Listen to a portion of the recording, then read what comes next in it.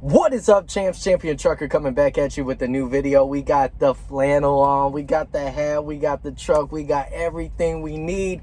Ladies and gentlemen, I went back to Schneider 4, and we'll jump right into it. Make sure you hit that like button, subscribe, do everything. But before we do, I really need your guys' help. I have a friend of mine who had sent their dog to a training facility in order to get their dog into certain kind of things like off the leash training, everything like that. They were very devious in telling the prices and stuff like that. So initially the price to train the dog was $1,300. Then all of a sudden they found out, and it's kind of a little messed up how they find out that it's actually $7,000. Now you might think that's a lot. We're just looking for any kind of help that you can give in order to get her dog back. She's really attached to him and everything like that. So I don't really ask any help on this channel, not for money or anything like that.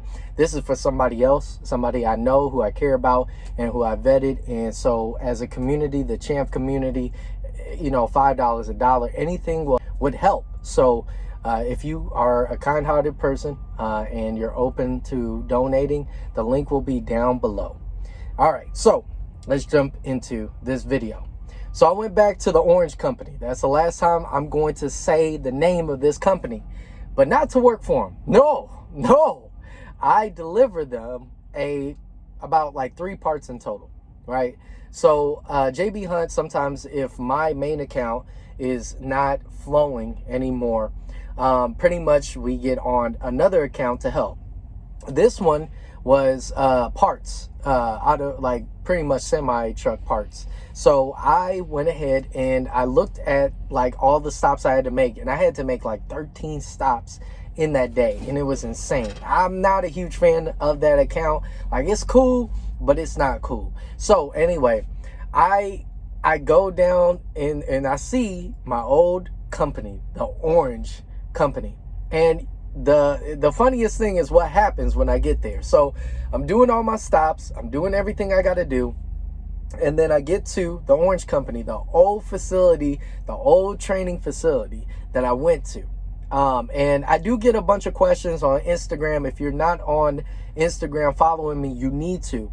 I get questions on Instagram like, should I go to the Orange Company? And I'll answer that at the end of the video, so stick around for that. So I get into the gate. I usually, even when I was working for them, I had to get buzzed in and out, and they had to check my trailer and everything like that. I get up here with my JB Hunt semi truck, and they let me in. They, you know, the computer system does a blah, blah, blah, and then lets me straight in. So cool. I get in. And then I don't know where to deliver these parts. I remember the parts building, so I park like right outside of it, and it's only 2 parts. Now, no, 3. It's like this bumper part, then the other part was like this small compact tool, and the last one was something else I can't remember. I grab one part, I take it inside, go through the door and everything like that, and I asked them, hey, you only have like 2 other pieces. Do you want me to back up over here, or do you want me to just bring it through the door? They said, well, next time if you deliver tomorrow, just bring it, go in the back and then back up. So I was like, cool. So I went to the back of my truck and I pick up the 2 pieces. I go in there, and there's this older gentleman who stops me. He's like, hey, what you doing? I said, like, I was just like, I'm taking in the parts to the building. He said, well, you're supposed to be in the back right there. I was like, oh, I'm sorry, sir. Like, I'm not the type of person that is going to feed you bad energy if if there's none to be given. I don't know, but he was on something because he was pissed. I don't know why he was so pissed, because I told him what the other 2 people told me. It's okay for me to bring it in. So I get these 2 pieces. He's waiting for me at the door. And one of them is an extra large bumper. And I didn't really think things through, because I get to like one side of the door, and it like hangs up on the door entrance area, like pretty much the frame. So I get tugged, and he was like, I'm gonna use some explicit language right now. He said, what you're doing is dumb as fuck. I was just like, damn. Like, bro, what is up with this hostile energy? So the worst thing you want to do is argue with somebody. Why? Because they already got inside their mind a certain thing about you because it didn't go their way.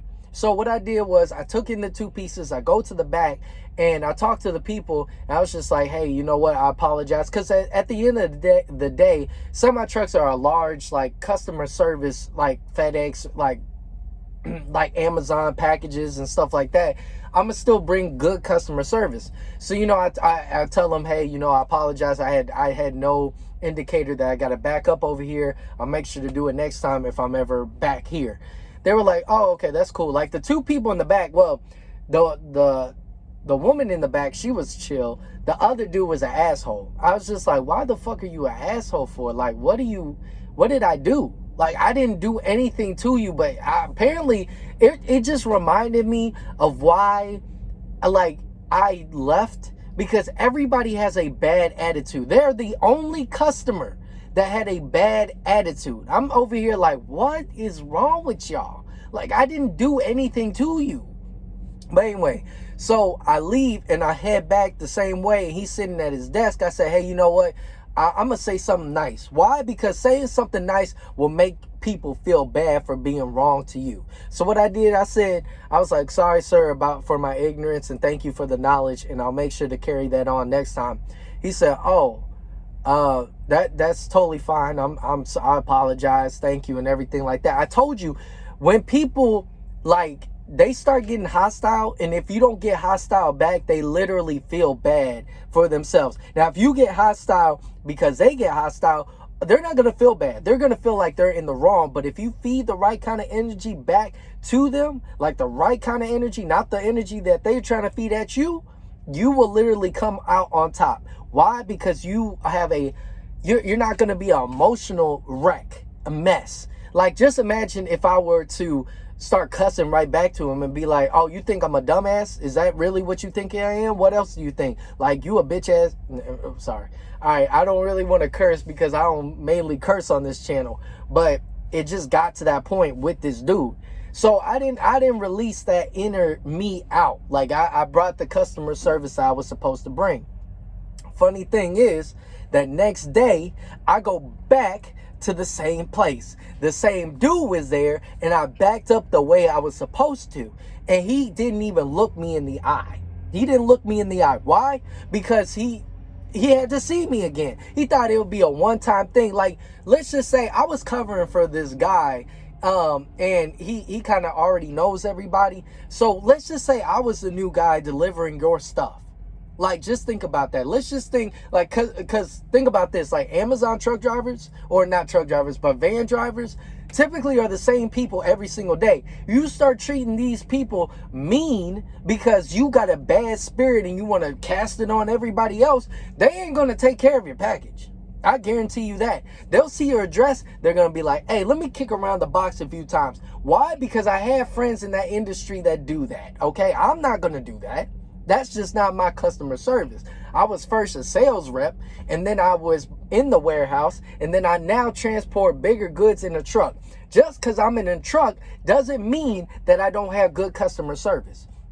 We forget about that as truck drivers. We really do. And that's the problem with a lot of owner operators, because, and I hate to bet, like, not all, don't get me wrong, not all owner operators are like this, but not a lot of them are not really business oriented in the customer service area, because a lot of these accounts, if you cater to certain people, if you do certain things, you'll get reoccurring customers that only want you because they can only find that service with you. And I noticed that when I was a sales rep in the warehouse, anything I do, I'm going to do it the best of my ability. I might mess up, but I'm not going to be ignorant to the fact that, hey, you messed up. Let's capitalize on some stuff that you can fix. And not a lot of people have that attitude. And I noticed that a lot of truck drivers, and I will say a lot of truck drivers have a bad attitude majority of the time that they're out here. They don't help other people back up. I see very few people, they just sit in their truck talking on their CB radio. I don't even got a CB radio. And it's because they just don't, they had a bad day, and so they want to cast that on everybody else, which should not be the philosophy to trucking. It's a customer-based thing. Like, without the customers, there ain't no trucking. Without trucking, there isn't going to be any customers. So it's a two-way street that both need respect. Both with the dispatchers, the customer service, the customer, and the truck driver. Everybody deserves respect across the board. But as we get further and further into this life, we stop doing that. We stop giving people respect. Now, a lot of times I walk into the truck stop, a lot of guys actually, it's kind of like it's a coin flip. Some people are nice. Some people got a bad attitude because they drove for like 11 hours and they've been on their 14 for 13 hours. So I can understand, but at the same time, not everybody has been in the seat. They haven't been sitting in the passenger seat. So customer service definitely needs to be capitalized as a truck driver and also a customer. So if you're a customer, stop being an a-hole, okay? Truck drivers have to worry about a lot of things. They got to worry about pedestrians. They got to worry about other four-wheel cars. You got to think about also the other dumb freaking 18-wheelers out here. Some don't even got 18 wheels. So you got to think about these things. Now, finally, a lot of y'all ask me, would you recommend going to the Orange Company for training, right? So this is going to be a segment a little bit short, maybe not, I don't know, but I'll edit it up the way I want to edit it. But this is what I got to say. When it comes down to the Orange Company, I got the lottery ticket, right? I know a lot of you guys are going to stay in a hotel with other people at this point. When I joined, COVID was a thing, right? So COVID was spreading and I jumped in right at the right time. I didn't have to share my room with nobody. I also got to train twice, even though I was a holdback because there was some issues. I got to train for an additional week. On top of that, I also got to train solo with somebody down south who actually cared about training. So with that being said, I got severely lucky. So my experience has not been bad and I take my teachings to heart. But a lot of people are rotated out a lot. Like, you got three people to one trainer. And sometimes one out of the three, one of y'all are going to miss some information. And so I don't like that. I really believe in one-on-one training. And unfortunately, they're a business, so they really don't so much care as an aspect of a one-on-one training. You're going to have to pay a lot more for that and sign a higher contract than that. But if you are lucky enough to get one-on-one training or additional time training, and then you go off with a TE who can actually train you even further and take their job seriously, then you will come out on top, and I think it will be a good deal. To be honest, my account that I was on with the Orange Company wasn't bad. It's just the fact that I wanted to get home a lot more often than I was.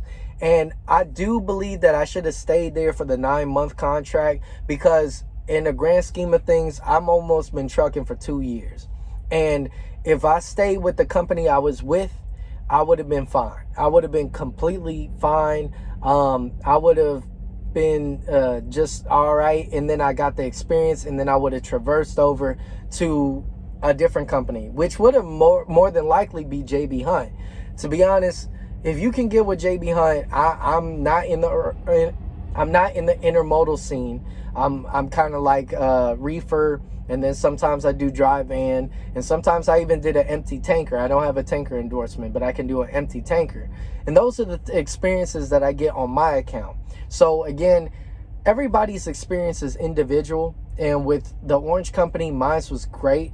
I was smart, and I didn't do the things I really wanted to do, and so I kind of just used them as a stepping stone for what I really wanted to do later on. I was trying to progress too fast within the industry. For me, if you're in Indianapolis, I would give them a look. I haven't been there in a while, and it's not 9 months isn't 12. It's better than 12. A lot of these companies do 12. Really, they shouldn't even have a contract, because they made money off of you off of one load. They made all the money they invested into you usually in 1 to 2 loads, maybe even 3. So if they really just said, hey, you have to run a month with us, then that would be good, because they capitalize on the government paying for giving you a career. And even though there's a high turnover rate, they still make that money. And on top of that, if you break the contract, they make more money on top of you. So really, they made bank off of me.